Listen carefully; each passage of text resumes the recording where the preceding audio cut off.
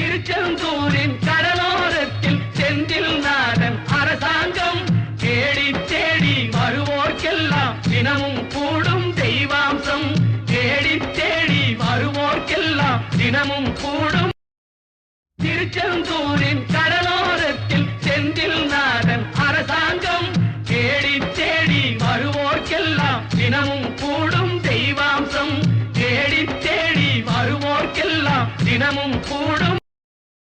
திருச்செந்தூரின் கடலோரத்தில் செந்தில் நாதன் அரசாங்கம் தேடி தேடி வருவோர்க்கெல்லாம் தினமும் கூடும் தெய்வாம்சம்.